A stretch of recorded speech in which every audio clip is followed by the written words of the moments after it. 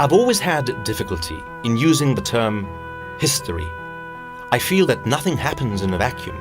No breeze passes by without rustling leaves. No desert wind blows without stirring sun-baked sands, nor without carving in its path changing designs on desert sand dunes. No event in the annals of mankind has left no trace. No episode in the epic chronology of the human species has left no lessons to learn. I prefer to refer to those events which we generally call history by a more appropriate term, our story. You see, history is precisely that, his story, someone else's story. Yet no event which has touched, for better or for worse, humankind is his story. It is ours, our story, embracing the good, the giddy, and the grotesque. All the amazing progress and painful misery of our species comprise our story. Life inspires us to digest these lessons. Our individual and our collective past can teach us seminal lessons if we will only listen and learn. Humankind has reached dizzying heights and depressing troughs.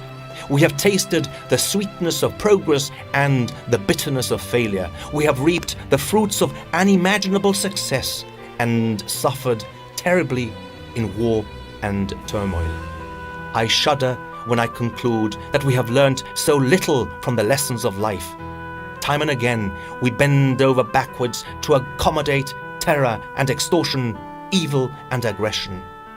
Yet, there are more of us than there are of them.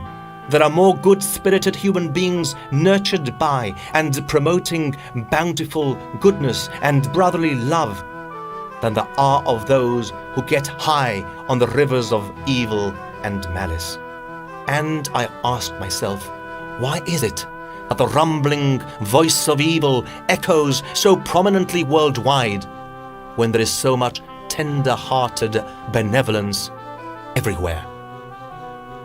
Hot on the heels of the Second World War and of the Nazi Holocaust, the world community continues to witness a never-ceasing thirst for bloodshed promoted by ruthless and devilish teachings. All the tragic events which have impacted upon mankind have left their indelible mark, and yet, despite all the lessons thrust upon us, we have learnt precious little. An elderly gentleman, a survivor of the horrors of Auschwitz, was traveling on a train in New York. He was heading back home. It was a hot summer's afternoon. His sleeves were neatly rolled up. His concentration camp number tattooed on his arm, prominently showing. A young girl sitting on a seat opposite stared at the man's arm. Looking somewhat perplexed by the string of numbers visibly etched on the man's arm, she asked him, "Excuse me, sir, have you got those numbers on your arm so that you won't forget?" "No," the man replied, a sad twinkle in his eyes. "They are there so that you won't forget."